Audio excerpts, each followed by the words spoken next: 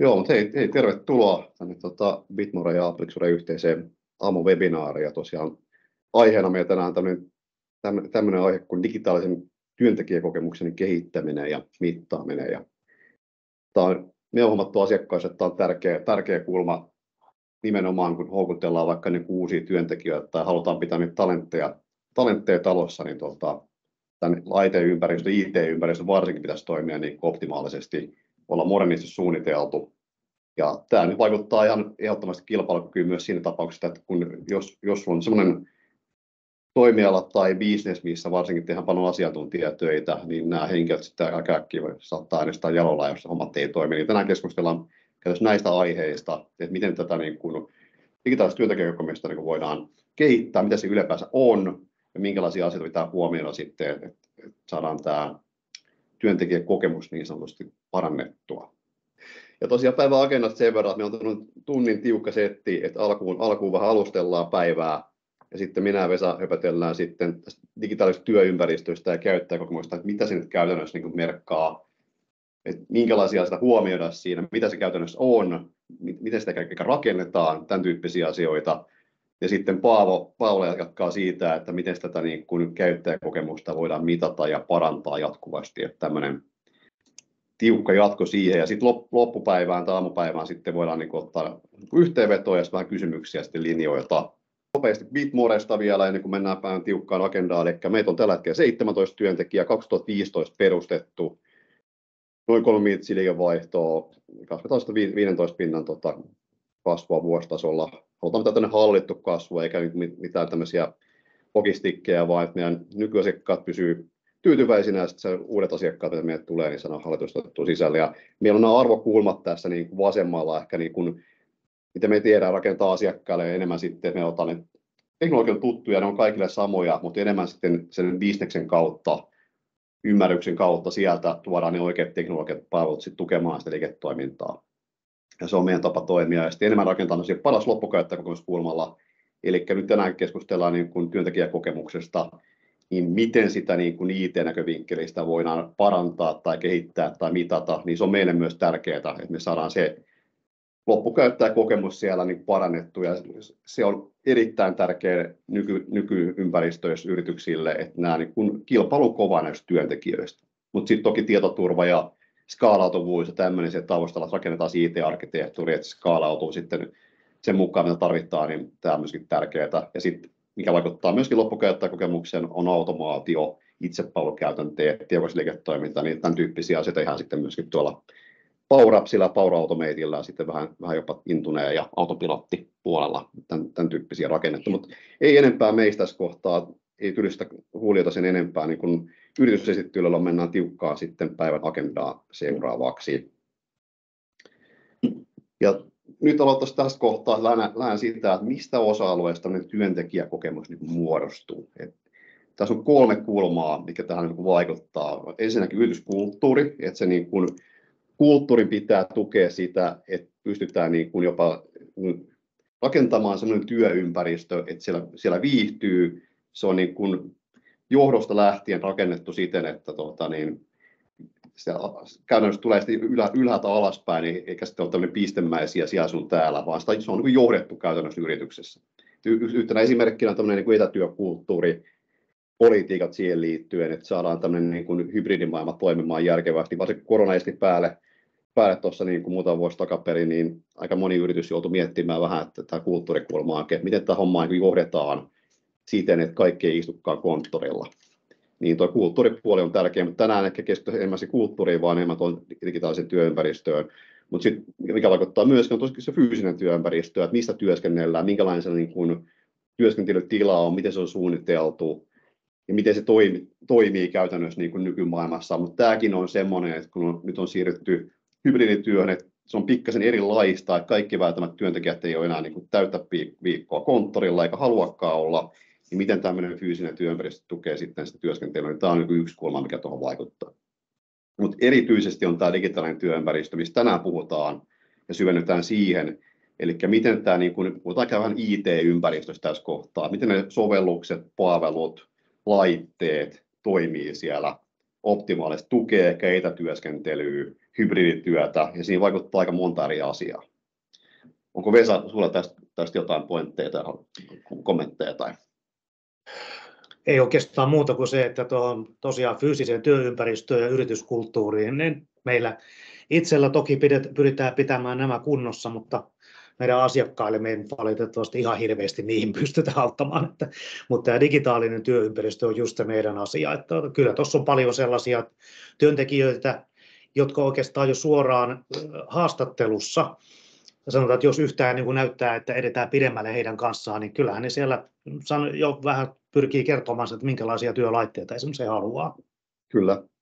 Ja on aistittavissa, että jos eivät saa sellaisia laitteita, niin sitten valinta saattaa kohdistua jonnekin muualle. Ja tämä on minusta juttu, koska niin kuin aika monessa yrityksessä edelleenkin, että siellä on valittu, niin kuin ehkä IT- tai tietohallinto on valinnut, että nämä on kaikille sopivat laitteet, mutta se ei nykypäivänä enää oikein toimi. Että kyllä pitäisi miettiä, varsinkin jos sulla on erilaisia työrooleja siellä, niin sillä graafikolla ei välttämättä ole pohjaa samanlainen laite kuin sillä asiantuntijalla.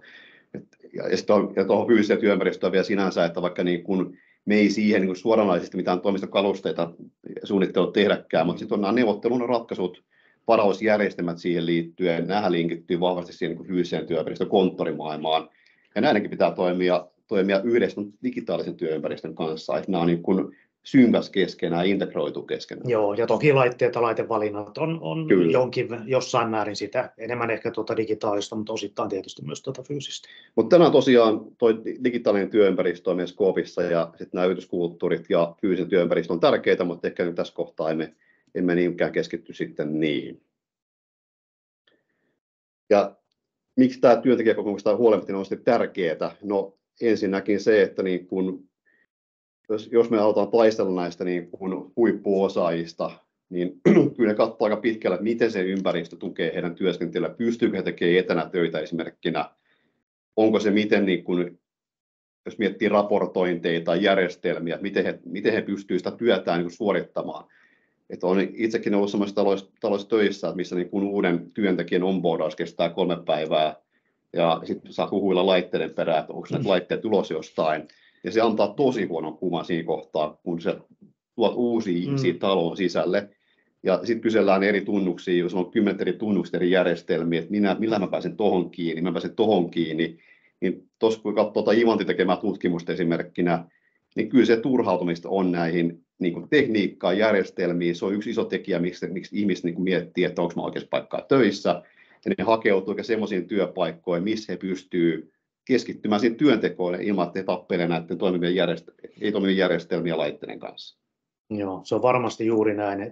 Tuossa niin kuin tuossa tutkimustuloksissakin näkyy, että 65% uskoo, että he olisivat tuottavampia, jos siellä olisi käytössä paremmin toimiva tekniikka. No, jos mietitään sitä, että niiden laitteiden kanssa joutuu taistelemaan, että ei taho oikein näkyä, kunhan ei toimi äänet ehkä, tai on muuten sovellukset takkuaa, niin eihän se tuottavuus hirveän korkea voi olla. Kyllä.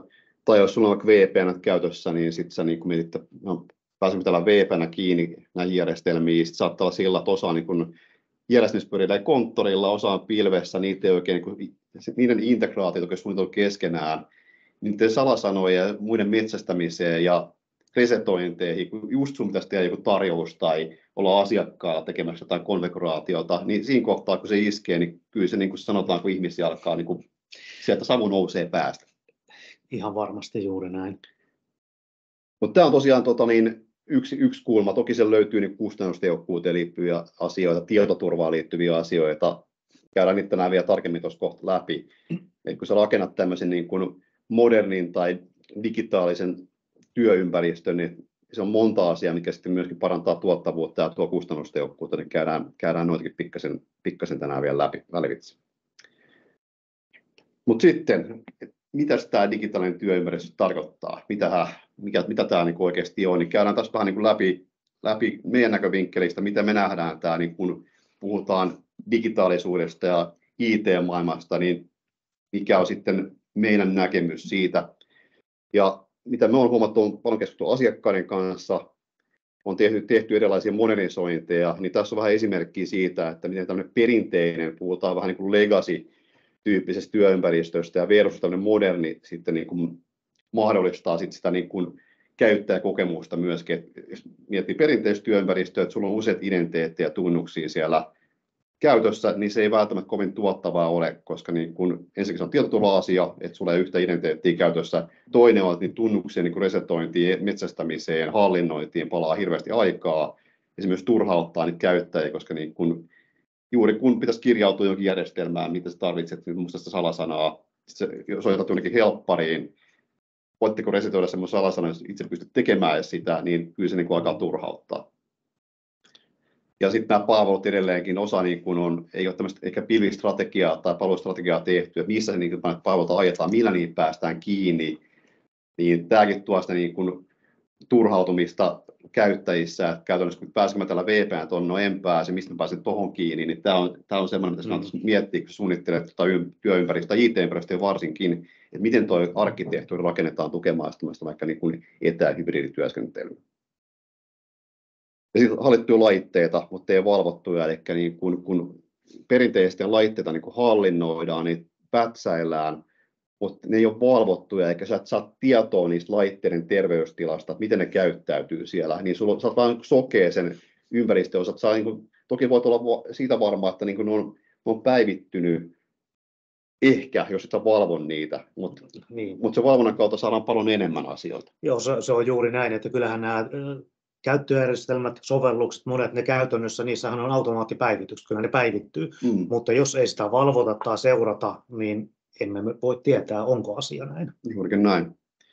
Ja sitten toki etäyhteyspalvelut on VPN käytössä, mutta tämäkin on semmoinen niin kuin määrittelykysymys, osaan palveluista voi olla vaikea päästä kiinni, että jos on erilaisia tapoja accessoida noihin palveluihin, ja osaan mennään VPN:llä ja osaan sitten suoraan niin kuin julkipilveen, niin tämäkin voi niin kuin loppukäyttäjä turhauttaa, koska sitten ei aina tiedä, pääsenkö mä tähän tällä yhteystavalla tai mistä mä pääsen sinne kiinni millä tunnuksella. Ja sitten on data ja palvelut tosiaan niin kuin hajallaan eri paikoissa, ajattaa myöskin, niin kuin, varsinkin tuo data on semmoinen, että kun puhutaan niin kuin raportoineista, ja jos joudut keräämään eri lähteistä dataa kasaan ja manuaalisesti kasaamaan jonkun raportin, niin se vasta onkin semmoinen, että mikä nostaa hiukset pystyyn. Koska sun pitäisi aika nopeasti ja tehokkaasti seuraa ehkä sun liiketoimintaa tai raportoida sitä eteenpäin, niin se on aika niin kuin työlästä sitten käyttää tämmöisiä aikaa, kun sä voisit käyttää sitä jonkin muuhunkin tehokkaampaa tekemään sitä bisnestä vaikka. Ja sitten tämmöisiä törmättyjä tietoliikennelaitteita, kun puhutaan niin kuin modernista ympäristöstä, että vaikka ihan hybridiympäristössäkin, että sulla on niin kuin osa täällä lähellä, osa tuolla julkipilvessä, että jos tämä tietoliikennepuoli ei toimi ja siihen ei ole panostettu, niin ei ne palvelutkaan kyllä pelitä kovin hyvin. Että vaikka se olisi kuinka nopea netti siellä tai kuinka hyvät palvelut, niin jos tietoliikennepuoli ei toimi, niin se on aika pullonkaula. Joo, siis näitä on jouduttu vaihtamaan välillä, että siellä on menty kustannus edellä, ostettu halvimmat kuluttajatason langattoman verkon tukiasemat, esimerkiksi pari kappaletta niitä, ja sitten vähän ihmetellään, että kun ei enää toimi, niin sitten lopulta kun on vaihdettu sinne, investoitu kunnolla, ei siis mitenkään rahallisesti edes älyttömästi, mutta on hankittu kuitenkin tämmöiset hallitut yritystason laitteet, niin toimintahan on muuttunut sitten ihan toisenlaisesti. Sieltä on jäänyt sen osalta se tappelu pois. Kyllä. Ja sitten tosiaan käyttäjälaitteet, laitekanta, niin niitäkin näkee silloin tällöin, että niin kun ei ole mietitty sitä työn kuvaan sopivaa laitetta ja ei profiloitu niitä käyttäjiä. Sitten periaatteessa tarjotaan sitä samaa niin kuin basea kaikille. Tuolla nyt pitää pärjätä ja sitten silloin niissä on liian vähän muistia tai vastaavaa. Jos sä pyöritteet isoja Exceleitä tai niin kun teet graafista suunnittelua tai ihan mitä tahansa, niin sitä ei mietitty sitä, että mitä se loppukäyttäjä pitäisi tehdä sen laitteella, mitä hän työskentelee. Niin tämä on myös yksi iso asia.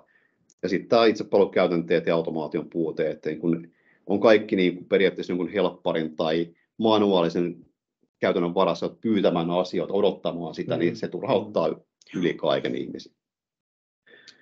Mennään eteenpäin. Meillä on muuten loppuaika sitten moderni työympäristö, eli millä tätä hommaa niin voitaisiin parantaa, on miettimään vähän sitä, että miten sä suunnittelet tuon ympäristön siten, että se tukee loppukäyttäjän työskentelyä, mahdollistaa sitä niin kuin paikkariippumatonta työtä, mutta siellä on yksi niin kuin juuri tai base, minkä päälle rakennetaan, on yksi identiteetti. Eli sulla on yksi identiteetti, millä sä kirjaudut erilaisia palveluja, se työasema, pilvipalvelu, jopa niin yrityksen sisäiset palvelut. Joo, tässähän nyt yhtenä esimerkkinä tietysti Microsoft on hyvin monessa yrityksessä käytössä, niin käytännössä kun otetaan sieltä se Microsoftin Azure AD, eli nykyinen Entra ID-identiteetti käyttöön, niin sillä pystyy niin kuin todella laajaan kirjoon näitä SaaS-palveluitakin kirjautumaan sillä yhdellä samalla tunnuksella. Kyllä. Ja sitten toki tämä tietoturva on myös muassa, että se tietoturva rakennetaan eri tavalla, että sä et suojakkaan enää sitä niin kuin sisäverkkoa, niin palveluita, vaan suojat sitä identiteettiä, laitteita, dataa. Ja se toimii siellä taustalla niin kuin automaatiolla, että loppukäyttäjä ei tarvitse niin miettiä, onko sitä niin kuin, tai toki pitää miettiä edelleen nykypäivänä, mutta ei tarvitse niin paljon keskittyä siihen, että onko tämä nyt niin turvallista, vaan pystytään niin kuin rakentamaan sitä taustalla. Ja sitten pilvipalvelut ja käytännössä data-arkkitehtuuri, eli käytännössä kun on pilvipalvelut käytössä, niin voidaan rakentaa tämmöisiä niin kuin full cloud-ympäristöjä, missä pystyt tekemään paikkariippumaista työtä. Sulla ei tarvitse välttämättä olla VPN enää ollenkaan. Toki isommissa ympäristöissä puhutaan edelleen hybridityöstä, mutta nekin pystytään tekemään nykypäivänä vaikka virtualisoinnilla sillä, että se niin kuin mahdollistaa se, että laitteisiin tai toimistoon ei ole sidottu mitään toiminteita, vaan sä voit mennä periaatteessa laiturin nokkaan tai kahvilaan ja turvallisesti työskennellä sieltä ja vielä identiteetillä kirjautuviin palveluihin. Ja sitten tämä verkkopuoli, kun äsken puhuttiin niistä verkkolaitteista, kannattaa satsaa siihen, että edelleenkin se konttorin verkko on laadukas, toimii, jos puhutaan hybridityöstä, porukka käy konttorilla, sen verkon pitää toimia, koska sitten osa palveluista tulee pilvessä ja osa saattaa olla toki siellä sisäverkossa edelleen. Niin jos tämä ei toimi, niin se käyttäjäkokemus on kyllä aika surkea. Sitten siellä soitellaan helpparia, kustannus lähtee käsistä ja ihan tämmöisen turhien niin kuin, turhan takia, koska niin vielä investoinnilla olisi voinut sitten välttää tämän asian. Ja muita asioita, toki nämä neuvotteluhuoneratkaisut sitten, että niin kun puhutaan hybridityöstä, välillä tullaan konttorille, välillä on etänä, niin kyllä näiden neuvotteluhuoneratkaisujen ja järjestelmien, varausjärjestelmien on hyvä toimia. Niiden on hyvä integroitua sitten näihin niin kuin IT-järjestelmiin, joko ne varaukset on sujuvia, niitä pystytään tekemään suoraan sitä omat koneelta. Ja toki sitten pystytään niin suunnittelemaan myöskin, että niin kuin tänään käymään konttorilla, voidaan katsoa etänäkin, että paljon siellä on tilaa ja tämmöisiä, onko mun työpisteitä, jos on tämmöisiä niin kuin mobiilityöpisteet käytössä. Ja sitten tämä käyttäjälaitteet on semmoinen, että niin kuin ehdottomasti siihen satsaus, koska sillähän ne ihmiset tekee sitä työtään. Jos ne laitteet on vääränlaisia, ei työnkuvaan sovitettuja malleja, niistä loppuu muistit kesken tai ne muuten pätkii, niin sitten siellä tulee semmoisia, että niin kun ensimmäinen reaktio henkilöillä on, että joku suku ei toimi, mä kysyn sen kaverit kollegalta, sitten se kahviautomaatilla ihmetellään, että no toimiiko sinulla tämä, niin se on kaikki pois tuottavasta työstä, kun se voisi olla sillä, että niin hommat ennakko tunnistetaan ja saadaan siitä tietoa ja pystytään korjaamaan ennen kuin ne eskaloituu ongelmia. Ja sitten toki vielä viimeisenä automaatio, itsepalvelukäytänteet, eli rakennetaan se ympäristö siten, että ei olla tämmöisen manuaalisten käytäntöjen varassa. Voit itsepalveluna tehdä vaikka sellaisena resetointeja, ottaa nyt laitteet käyttöön siellä, tai laiteverkkoa, se ruksuttaa automaattisesti sinne. Ja sitten toki tämä AI-puoli, koneäly alkaa nykypäivänä olla semmoinen, että niin kun se oikein käytettynä, ja jos sulla on ikään kuin sitä AI rakennettu siten, että se käyttää sun omaa dataa, niin silloin sitä aletaan saamaan hyötyä irti, että sä voit periaatteessa luottaa siihen, että se data on niin validia, se antaa sinulle oikeanlaisia vastauksia, niin silloin se alkaa niin tehostaa sun työskentelyä. Mutta tässä on niin yksi esimerkki siitä, mikä niin vaikuttaa digitaalisen työntekijäkokemukseen, on tämä IT-arkkitehtuuri ja IT-infra, että se toimii niin optimaalisesti, on suunniteltu oikealla tavalla, ei ole tämmöinen perinteinen, vaan puhutaan enemmän modernemmista tavasta työskennellä. Ja tämä mahdollistaa tosiaan niin kuin täysin tietoturvallisen paikkariippumattoman työn. Ja sitten tässä on vähän vertailu, että mä olen aika paljon asiakkaiden kanssa keskustelua käyty niin kun rakennettu näitä ympäristöjä. Tässä on niin kun noin 30 hengen organisaatiossa, puhutaan kustannustehokkuudesta, että tämä ei ole pelkkää niin sitä loppukäyttäjää tyytyväistä työntekijäkokemusta, vaan se on myös kustannustehokkuutta. Että jos on tämmöinen perinteinen ympäristö, missä on vaikka 30 henkilöä, se on tietty vaikka Microsoft Business Standard -lisenssointi, kolmannen osapuolen antivirustuotteet. Mutta iso juttu tässä tulee kustannuksesta, että sulla on erilaisia palveluita pyörimässä, vaikka palveluntarjoajan konesalissa, siihen liittyy polmuuri-infraa, tietoliikenneyhteyksiä, niiden ylläpitoon, laitteiden ylläpitoon, niin niistä tulee paljon overheadia kustannusmielessä, kuin versus sitten tämmöinen moderni ympäristö, missä sulla onkin sadepointti tuolla pilvessä, sulla ei erillisiä tiedostopalvelimia, ei ole erillisiä AD-palvelimia, identiteettipalvelimia, vaan tulee suoraan pilvestä nämä asiat. Niin tällä saadaan purettua myös sitä overheadia sen IT-infran kustannuksen osalta. Et sun ei tarvitse käyttää sitä niin kuin fyrkkaa niiden palvelimien ylläpitoa, vaan sä voit panostaa sen ehkä liiketoiminnan kehittämiseen tai jonkin muun asiaan. Joo, ja yleensä vielä tuo tuommoinen full cloud-ympäristö, joka nyt pitää korostaa, että kaikkeenhan se ei sovellu tietenkään tuonne full cloud. Kyllä. Mutta pienemmissä organisaatioissa varsinkin, niin se on kyllä aika todella harvoin. Siihen on oikeasti tarvetta mihinkään muuhun. Ja toki niin kuin isommista, ja sitten siellä tulee enemmän palveluita ja on kompleksisempi tämä IT-ympäristöarkkitehtuuri, niin se pitää aina katsoa case by case, aika pitkälle onkin sitten hybridiympäristöjä, mutta nekin voidaan suunnitella, kun ne suunnitellaan huolella, niin toteuttaa. Ja tässä seuraavassa, niin kuin, ehkä miten me rakennetaan näitä niin kuin moderneja IT-infroja, on se, että niin kuin me lähdetään liikenteessä siitä, että niin kuin ymmärretään se niin kuin nykytila. Se on niin kuin ensimmäinen steppi, että miten se on rakennettu, mutta sitten mikä siihen vaikuttaa myöskin on se, että minkälaisia vaatimuksia tulee liiketoiminnalta, minkälaisia tietoturvavaatimuksia, toimialavaatimuksia, kun nämä on niin kuin ymmärretty, niin sen jälkeen voidaan miettiä se tavoitetila voi olla niin erilaisia vaihtoehtoja, vaihtoehto 1, 2, 3. Niillä on plusta miinukset, erilaiset kustannukset, ja näistä me sitten käytännössä syntyy sellainen tavoitearkkitehtuuri, se voi olla edelleen hybridi, jos se tukee sitä bisnestä, se voi olla full cloudi, tai kun sitä välistä, tai SaaS only tai cloud first malli, mikä siinä välissä onkaan. Eli käytännössä tähän ei ole yksilöllistä vastausta, että mihin niin kuin yrityksen pitäisi mennä. Toki me niin kuin ihannetilanteessa on full cloudi, mutta aina ei siihen päästä, se on järkevää. Niin osatyönkuormia, joka pitää ottaa lähempänä, niin me tehdään sitä sillä, mikä otetaan liiketoiminnan lähtöistä asiaa ja suunnitellaan sitten sellainen arkkitehtuuri, mikä tukee sitä liiketoimintaa, mutta myöskin sitä loppukäyttäjä- ja työntekijäkokemusta. Et se on tärkeä osa-alue ymmärtää, minkälaisia palveluita siellä on, minkälaisia käyttäjiä siellä on. Ja nämä kun otetaan huomioon, niin yleensä syntyy, niin kun, ja yhdistää tuon bisneksen, niin yleensä syntyy niin kun hyviä juttuja. Ja tosiaan tuo vaikka kolmonen ehkä enemmän sitten, kun varsinkin isommissa ympäristöissä on sitä, että nämä on niin kun aika hektisiä hetkiä siellä on, joita tulipalojen sammuttelua ja kaikki eivät toimi, niin saadaan tämä ensin stabiloitua, valot vihreille, ja sen jälkeen aletaan kehittää sitä, mistä me ollaan aloitettu on se pilvi-identiteetti, yksi identiteetti käyttöön, sitten pilvipohjaista laitehallintaa, otetaan itsepalvelukäytäntöjä käyttöön sieltä, ja sen jälkeen aletaan katsoa vasta kapasiteettia, applikaatioita, minkälaisia palveluita löytyy. Toki ne on huomioitu suunnittelussa aikaisemmin, mutta aletaan pala-palalta niin purkaa sitä, osa viedään SaaSiin, osa voidaan ehkä virtualisoida, ehkä julkaistaan sen niin kuvana siihen työpöydälle, ja osa saattaa edelleen pyörittää lähellä, että se vähän niin riippuu sitä niin applikaatiosta, loppukäyttäjistä, asiakkaista, miten sitä palveluista tulee käyttää. Yes. Mutta se on tämmöinen polku käytännössä, että niin vaihemalli, millä mennään eteenpäin. Identiteetti, laitepuoli on se ensimmäinen steppi yleensä, mistä me on lähdetty liikkeelle.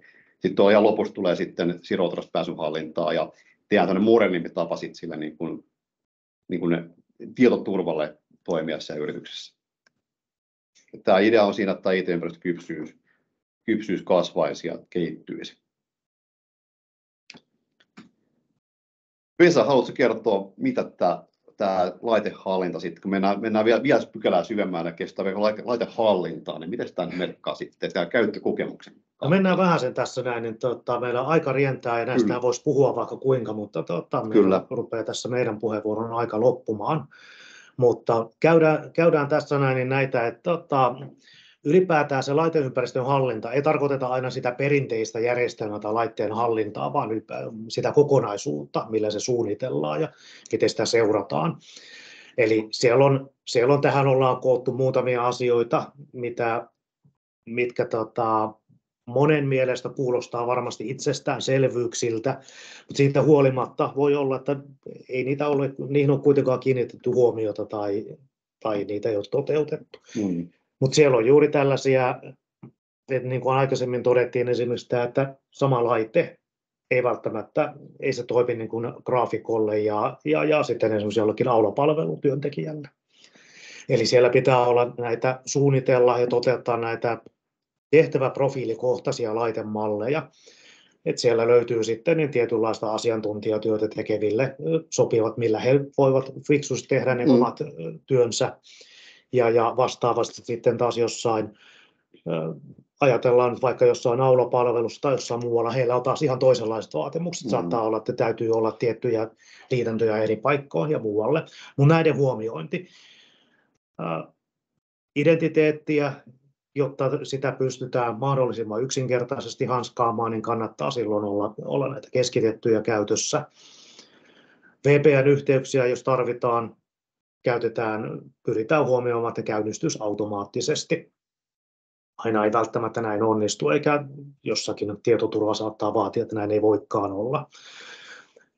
Mutta tyypillisesti tässä näin on, että kun nämä kaikki on laitettu, siellä on määritelty laitteiden elinkaari, sitä seurataan, sovellukset ja laitteet on ajan tasalla. Viimeisenä tulee itse asiassa tämä, mikä on tässä näin, mistä kohta kun tuossa kuullaan, Paavo kertoo siitä lisää vielä enemmän, että just tätä ennakoivia toimenpiteitä, seurataan niitä laitteita, niiden toimintaa, sitä sovellusten toimintaa ja terveystilaa, nähdään se käyttäjäkokemus, mitä se on, niin sitä kun seurataan ja proaktiivisesti panostetaan siihen, niin se on varmasti käyttäjät on tyytyväisiä. Juurikin näin. Ja tuottavuus ja tehokkuus on parempi. Juurikin näin, ja ennen kuin päästään Paavo irti, niin täällä on ihan huikea merkitys myös kustannustehokkuuteen taas kerran. Se tuo käyttäjätyytyväisyyttä lisää, että se homma toimii, pystytään ennakolta huomaamaan laitteisiin kohdistuvat niin kuin riskit tai laiterikot tai sovellusten toimimattomuus, mutta on se myöskin niin kuin kustannustekijä. Varsinkin organisaatiossa, jossa maksetaan tikettipohjaista helpparista ulos, niin jos siellä niin ihmiset ihmettelee sitä ongelmaa, vaikka aisella henkilöorganisaatiossa on, kun käyttää yhdenkin tunnin kuukaudessa henkilö siihen ongelmanselvitykseen, niin se on 200 tuntia, jos kaikki ihmettelee niin kuin saman verran. Ja jos miettii, että vaikka niin keskipalkalla 1500 € kuukaudessa, niin se on 3900 € kuukaudessa yritykselle niin kuin kustannuksia siitä, että se on pois tuottavasta työstä, niin se alkaa jo maksaa aika paljon rahaa. Kyllä, juuri näin. Mutta hei, niin nyt alkaa meidän Bitmuren osuus. Me ollaan pikkasen venähti toi meidänkin osuus, niin paljon tuli asiaa, mutta päästään Paavo nyt irti, ja Paavo kertoo vähän niin tarkemmin vielä, että miten tätä niin kun digitaalista työntekijäkokemusta niin kehitetään ja mitataan. Niin haluatko Paavo ottaa tästä kopia ja jatkaa seuraavan agendaa? Joo, loistavaa. Siinä tuli aika hyvää juttua Janilta ja Vesalta, ja mulle annettiin sitten aiheeksi digitaalisen käyttökokemuksen, eli tämä DEXin mittaaminen ja jatkuva parantaminen ja miten sitten käytännössä. Eli käydään yhdessä seuraavaksi läpi, niin kun, mikä tämä DEXi on ja miksi se on niin tärkeää, millä konkreettisilla asioilla tätä DEXiä voidaan lähteä parantamaan. Ihan alkuun ensin lyhyesti Applixuresta ja mennään sitten aiheeseen. Eli Applixure on vuonna 2013 perustettu digitaalisen työkokemuksen parantamiseen fokusoitunut suomalainen ohjelmistoyritys, ja meillä on asiakkaana niin yrityksiä kuin IT-palveluntarjoajia kumppaneina. Meillä on yli 1000 asiakasympäristöä Suomessa, Ruotsissa, Tanskassa, Benelux-maita tässä ja Englantia. Ja seuraavaksi meillä on suunnitelma, että lähtee ottaa ensiaskeleita jenkkimarkkinoille. Mainitakoon, että tämmöinen riippumaton yhdysvaltainen tutkimuslaitos kuin EMA, ei ole Gartner ja Forrester, vähän pienempi, mutta arvovaltainen talo nosti aika äskettäin niin kuin Applixuren 9 merkittävästä DEX-toimijasta markkinassa, ja ollaan saatu tunnustusta siitä meidän osaamisesta sitäkin kautta. Saatiin hyvät kehut näkemyksellisesti, ja sitten kun käyttöönotto ja käyttöhelppous on tällaisia tärkeitä asioita, niin kivahan näitä esitellä ja kustannustehokkuutta. Mutta mennään nyt tähän varsinaiseen aiheeseen. Eli mikä se DEXi sitten itse asiassa on? Tulee sanoista Digital Employee Experience, ja voisi suomentaa työntekijöiden digitaalisen työvälinen käyttökokemus. Mä tykkään sanoa IT-käyttökokemus näin lyhyesti, ja kertoo mun mielestä aika hyvin, mistä DEXissä on kyse. Eli se kuvaa tätä käyttökokemuksen laatua, kun työntekijät on päivittäisessä kanssakäymisessä teknologioiden kanssa, ja nykyään se kannettava ja siinä sitten käytettävät sovellukset on se keskeinen työkalu sen meidän työn tekemiseen, ja kaikille näistä tärkeistä tuottamusvälineistä niin tämä on aika tärkeä siinä onnistumiseen. Eli nyt jos ajatellaan vaikka metsuria, niin sille saha tai kamera niin valokuvaajalle, eihän sitä ilman tulla toimeen. DEX-työkalut tarjoaa yritykselle näkyvyyden siihen, miten ja milloin työntekijät näitä välineitä käyttää, ja kun mennään syvemmälle, niin mikä toimii ja mikä ei. Eli jos joku häiritsee työntekoa tai pahimmissa tapauksissa estää sen. Ja nyt näiden tietokoneiden ja niissä käytettävien sovellusten toimivuus se pitkälle määrittää, minkälainen se käyttökokemus siellä sitten työntekijöille syntyy. Terminä tämä DEX ei ole kaikille aina niin tuttu, mutta kun lähdetään käymään läpi, mistä on kyse ja miksi se on tärkeää, niin se tarve ja se tärkeys useimmissa tapauksissa kyllä heti tunnistetaan. Ja huomataan aika pitkälti siinä kohtaa, että on tiettyjä asioita, mitkä on jäänyt hoitamatta. Ja kun se nousee keskustelussa esille, että joku tajuu kyllä aika nopeasti, että jotain tarvitsisi tehdä. Tämä on aika vahvasti kasvussa ollut, eli nyt kaikki alan tutkimusyritykset joka vuosi viestii aika vahvasti, että DEXin rooli on aika merkittävässä kasvussa. Gartner on arvioinut, että sitten 2026 mennessä vähintään 60% organisaatioista IT-tiimeistä käyttää jotain käyttökokemuksen mittaamiseen tarkoitettua tuotetta. Aika valtava muutos sinänsä, kun tässä on niin kuin 2021, niin se arvioitiin olevan noin 20%. Enemmän ehkä keskitytty silloin aiemmin niin kuin enemmän, että tehdään sellaisia asioita oikein, mitä nyt tehdään, mutta sitten kun ajatellaan, niin aika tyypillistä tässä liiketoimintalähtöisessä tekemisessä, että pysähdyttäisiin välillä, että mietittäisiin, että tehdäänkö oikeita asioita, ei vaan, että mitä aina ennenkin on tehty.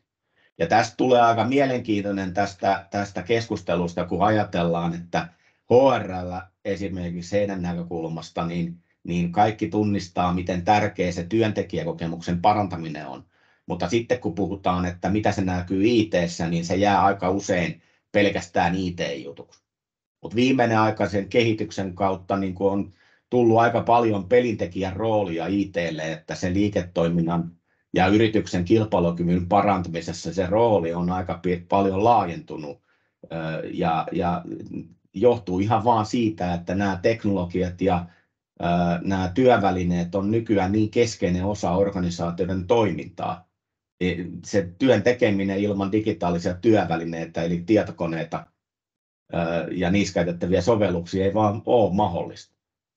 Mitä paremmin nämä välineet toimii ja mitä tyytyväisempiä työntekijät on niihin, niin sitä paremmin ne viihtyy siellä töissään, ne on tuottavia, ne pärjää siinä omassa hommissaan paremmin.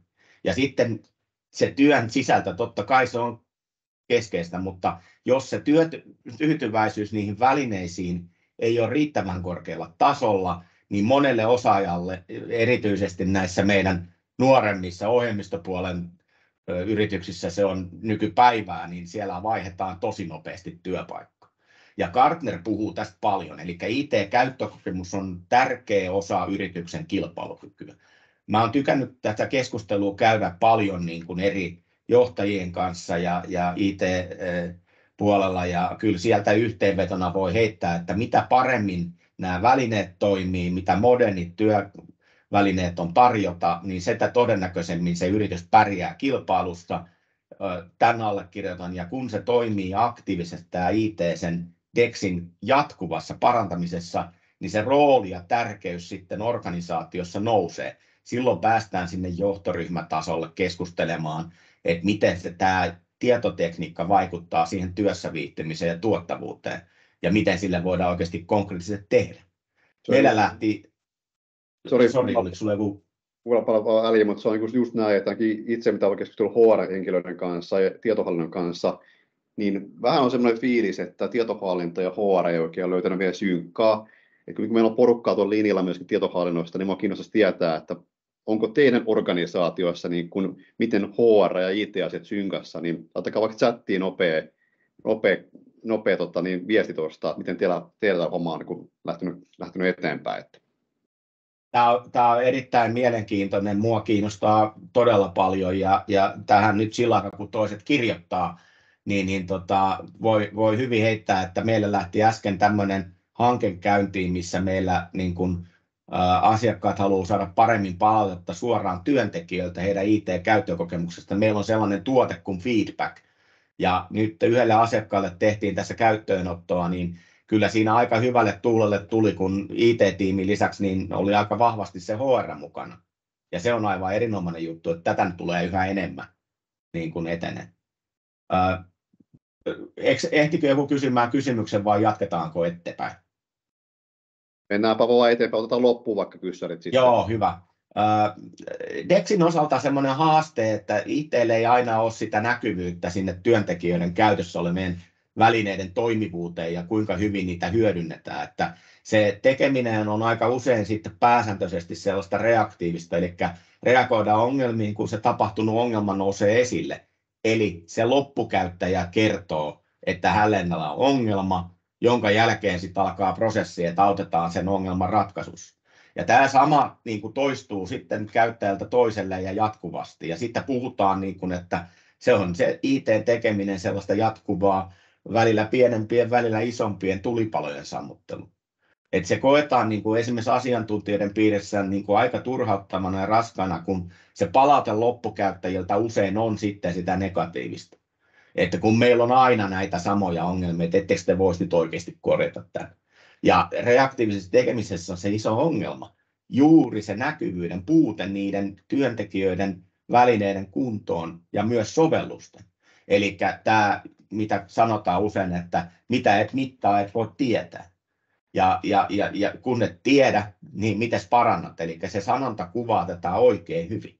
Ja kun nykyiset toimintamallit, ne ei näytä niitä IT-tutkalta piilossa olevia asioita. Eli tässä nyt se hauska juttu, että esimerkiksi tämä CIO Insightin tutkimus, 53% työntekijöistä ei edes ota yhteyttä sinne servicedeskiin. Siellä jää paljon niin kuin IT:ltä piiloon. Siitä syntyy semmoinen negatiivinen kierre, jossa siitä asiantuntijat on usein aika turhautuneita ja rasittuneita, kun eikä siellä olla sitten servicedeskissä innostuneita, kun jatkuvasti on samaa juttujen toistamista niin kuin päivästä toiseen ja kehittymismahdollisuudet niin kuin vähissä. Ja silloin lähdetään muihin hommiin ja heti kun mahdollista ja sitten kun mietitään, että tarvitsisi jotain tehdä.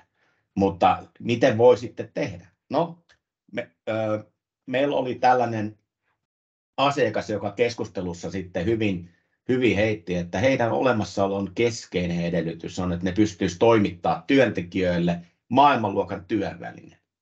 Ja sitä kun lähdettiin siinä sitten tarkentaa, että mitä se tarkoittaa, niin eksyttiin määrittelemään, että mikä on hyvin toimiva PC. Eli se tietotyöllä sen tärkein tekemisen väline siinä päivittäisessä työssä. No ensinnäkin, tietokoneen tulee olla mitoitettu oikein, eli sitä työtehtävää ja kaverin roolia varten. Siinä pitää olla tarpeeksi prosessoritehoa, rammimuistia, levytilaa, ettei se hidastele siellä päivittäisissä työtehtävissä. Ja kun sitten kyseessä on kannettava, niin kuin suurin osa nykypäivänä taitaa olla, niin kyllä siinä olisi hyvä olla, että se akkukin olisi niin kuin kunnossa läpi elinkaaren.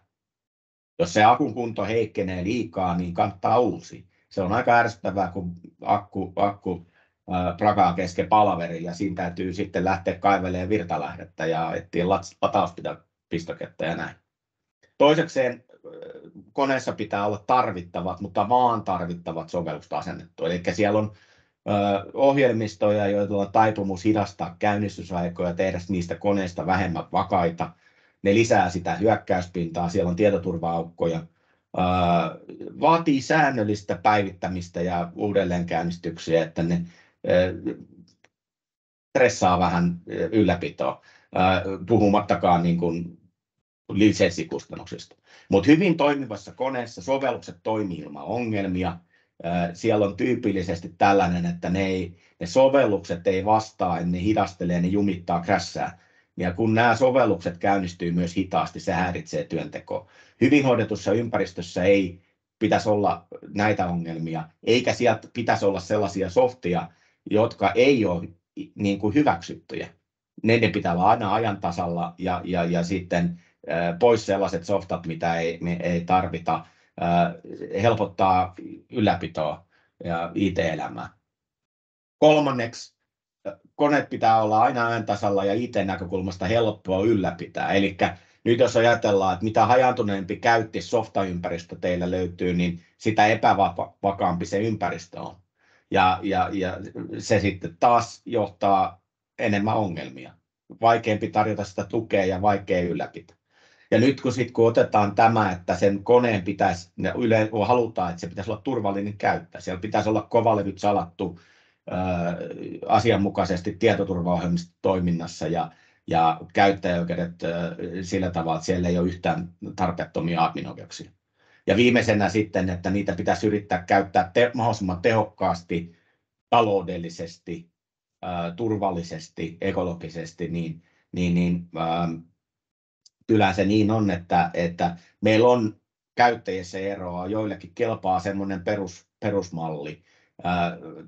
Tämmöinen vähän edistyneempi käyttäjä, teknisesti taitavampi voi hyötyä aika paljonkin paremmasta tietokoneesta kuin sitten tämmöinen peruskäyttäjä pärjää ihan peruskoneella, vakiomallilla. Ja se roolin kautta aika pitkälti lähdetään, että minkälainen kone sitten käyttäjälle kelpaa. Ja sitten minkälaisia sovelluksia työssä tarvitaan. Se kone on mitoitettu, että se jaksaa myös pyörittää niitä sujuvasti. Yhtenä esimerkkinä voisi heittää, että tämmöistä taloudellista ekologista käyttöä on se, että koneita ei jätetä turhaa päälle, kun se työn tekeminen lopetetaan. Ei sinänsä mikään niin merkityksellinen niin kuin yksittäisen käyttäjän näkökulmasta, mutta koneita on sitten satoja tai tuhansia, niin päivittäisessä käytössä sillä alkaa olla jo merkitystä ja vuositasolla erityisesti. Tuliko sulla, Jani, joku kysymys tähän vielä? Kyllä arvasin, tuli tämän ruutuun. Niin... Mä yritin jo katsoa, että jotain sillä on. Siis, no sitten totta. Näin se on, tuohon nopeasti edelliseen vieläkin, että se niin kuin koneen sammuttaminen esimerkiksi yöajaksi tai vastaavaa, niin tämä on ihan huikea niin kustannussäästö. Sähkö maksaa nykyisin jonkin verran.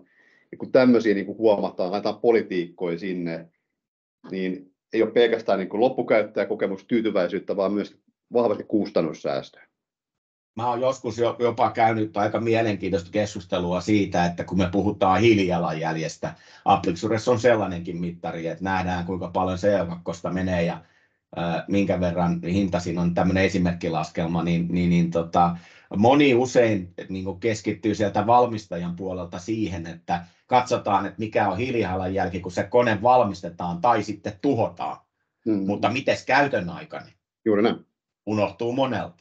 No okei, mennään eteenpäin, koska nyt sitten on aika olennaista, että kun me ollaan määritelty meille se hyvin toimiva PC, niin miten myöskin sitten siihen päästään. Eli aletaan keräämään sellaista oleellista dataa, joka mahdollistaa sen automatisoidusti semmoisen jatkuvan ajantasaisen tilannekuvan ja sen näkyvyyden omaan ympäristöön. Ja hyvä ymmärtää, että siinä ei ole vain yksittäisen hetken tilannekuvasta nyt kyse, vaan että se data päivittyy jatkuvasti, koska siellä ympäristössäkin tapahtuu jatkuvia muutoksia. Ei riitä se määrittely siellä alussa, vaan pitää seurata. Ja käydä koko aika sitten tiimin kanssa läpi, että mikä toimii, missä on korjattavaa, mitä kannattaa ottaa työn alle seuraavaksi. Kuka sen tekee ja millä aikataululla. Kun sä saat tämän datan perusteella katsottua, että ne korjaavat toimenpiteet oikeasti etenee ja tuleeko ne sitten ne sinne työn alle osetut asiat kuntoon, niin se on aika hienoa, että niin kuin tiimistä voi tulla lähes itsestään datavetoinen ja tiimi alkaa toimia proaktiivisesti. Tämä kannattaa ottaa sinne osaksi viikkopalavereita ja tehdä siitä toimintamallista jatkuva, säännöllinen prosessi. Ja kun sä oot siinä tekemisessä jonkun matkaa eteenpäin ja sä oot sitten oppinut, että sä alat tuntea sitä ympäristöä, niin me voidaan määritellä sille ympäristölle baseline-datat. Mitkä asiat me halutaan, että on jatkuvasti säännöt, ne on oltava kunnossa. Nämä ainakin kuntoon. Ja ei tarvitse ottaa liikaa datapointteja, vaan määritellä alkuun vaikka edes 5 keskeisintä asiaa. Niin sä säännöllisesti käyt läpi niitä, että ne on kunnossa ja kun tunnistetaan poikkeamia, niin mitä tapahtuu, miten laitetaan nämä asiat mahdollisimman nopeasti edes sen baseline osalta kuntoon, niin se perusoperaatiot alkaa toimia. Alat siitä sitten jatkokehittää asioita yksi kerrallaan. Iso norsu syödään aina palasissa, eli saadaan päästään eteenpäin siinä tekemisessä, mitä datoja tulisi valita ja tulisiko jotkut niistä mahdollisesti poistaa. kun päästään seuraamaan, miten ne etenee ne asiat, kuka vastaa, niin sitten päästään myöskin keräämään viimeisessä vaiheessa sitä säännöstä palautetta niiltä loppukäyttäjiltä. Niin sulla on aika paljon se ympäristön tilahallinnassa, sulla on hyvä kuva, miten ne koneet ja työvälineet toimii työntekijöille. Ja siitä päästään sitten seuraamaan, että mitä ne on ne olennaiset mittarit. Kun mä käyn jatkuvasti keskusteluja sekä IT-tiimien että sitten kumppaneiden kanssa, niin aika hyvin löytyy sellaisia olennaisia mittareita, mitä halutaan seurata. Niin tämä loppuu, niin kun listasin tässä yleisimpiä tämmöisiä ongelmakohteita, mitä kansi huomioida. Erityisesti yrityksiä jokaista lähes järjestään, niin ne aloittaa aina niin kuin tietoturvaan liittyvillä kysymyksillä. Muutamia esimerkkejä, että niin kuin, tehtiin tällainen anonymisoinnin dataan perustuva selvitys, yli 100 000 konetta, ja tulokset kyllä vähän yllätti, että siellä löytyi 20% adminoijuksia, joka oli niin kuin, sellaisilla henkilöillä, joilla ei niitä kuulisi olla. Et tietoturvan näkökulmasta erittäin ongelmallinen tilanne. BitLockerit puuttu 20% koneista myöskin. Iso osa niistä ongelmista voitaisiin välttää, kun katsotaan, että siellä on BitLockerit, filevaltit päällä. Koneella niin kuin tällaisia perusasioita, Secure-bootti, ne unohtuu. Ja jos on joskus laitettu, että annetaan vähäksi aikaa, otetaan BitLocker pois, jätetään se suspended-tila. Muistetaan myös, että kun me nähdään, että hei, siellä on tällainen, muistetaan myös korjata se. Poistetaan niitä aukkoja. Katsotaan säännöllisesti, seurataan. Mielenkiintoinen, että usein mulla oli tällainen keissi, jossa oli ongelmia, ei oikein tiedetty, mistä on kysymys, lakiasian toimisto, niin heillä oli vakiomalli, missä oli 8 gigaa keskusmuistia.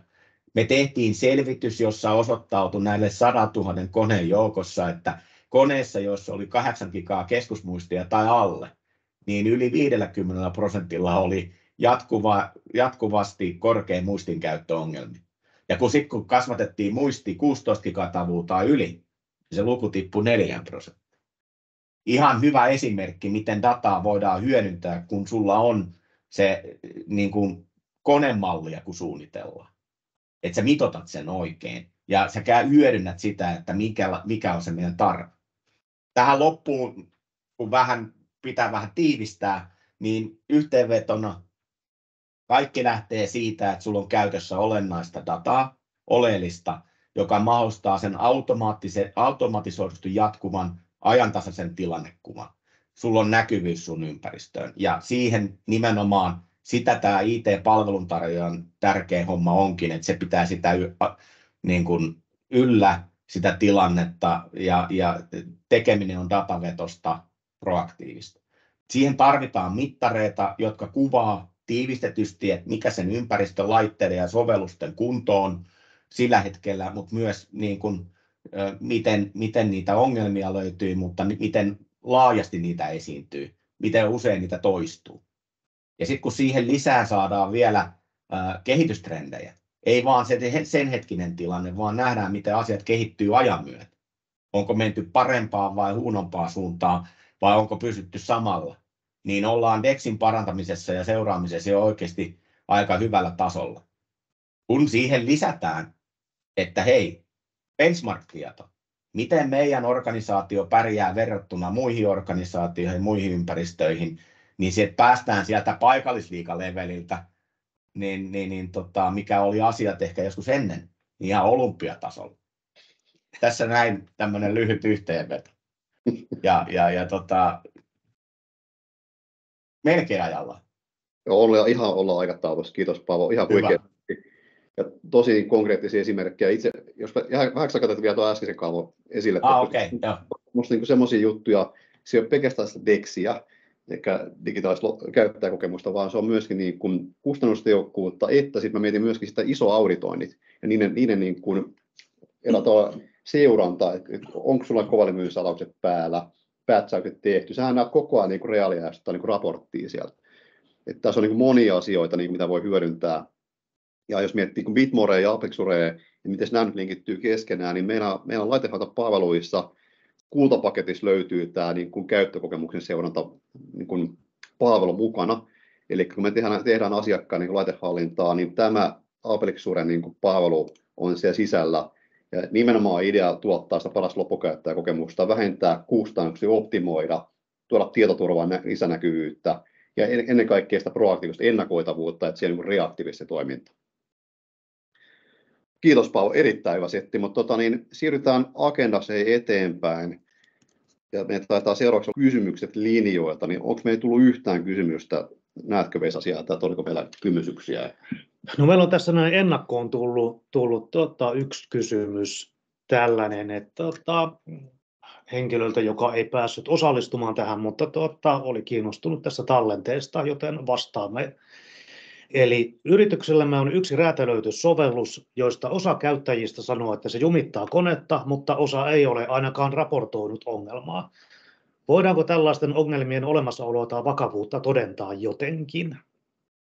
Osaisiko Paavo nyt vaikka vastata tuohon? Mulla saattaa itselläkin joku haju olla, mutta osaisiko Paavo vaikka nyt sitten vastata tähän?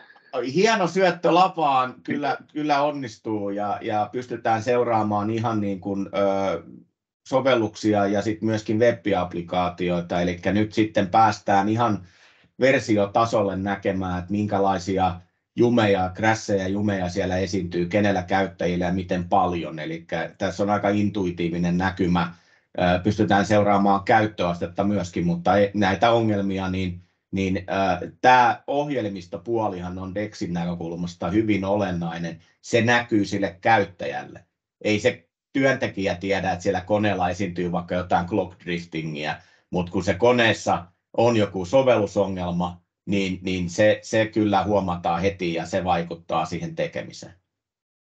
Mutta lyhyesti, totta kai pystytään. Kiitos Paavo. Hyvä kysymys, by the way. Joo, tuo oli aika tuommoinen täsmäkysymys ilmeisesti, niin on vähän semmoinen käsitys, että tuossa organisaatiossa on tosiaan juurikin. Joo. Itse asiassa lempiaiheita nämä sovellukset, koska se on iso kysymys ja kaikki ei aina pysty ihan niin tarkkaan niitä seuraamaan. Ja tämä sovellusten seurantaa ja niiden toiminnan seurantaa on myös niin ytimessä, koska sovellukset, laitteet, niin yleensä näin kiteytyy sitten siihen loppukäyttäjän ympäristöllä ongelmat. Ja jos näitä nähdään ennakolta, niin mikä sen parempaa, ennen kuin se niin kuin eskaloituu isommaksi, niin oikein hyvä. Tuleeko meidän linjalta niin kuin suulliset kysymyksiä? Haluatko joku kysyä jotain tässä kohtaa, että nyt on mahdollisuus kysästä? Että...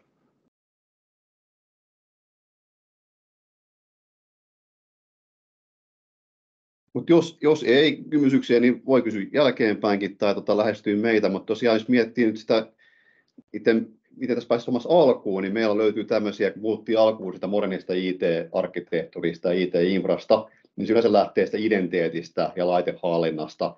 Ja meillä se rakentuu pitkälti sekä sitten tuon Microsoft-ympäristön niin varaan, niin voidaan tuoda tekemään tämmöinen Microsoft 365 Health Check, jos kautaan samalla sitten laiteympäristöä läpi.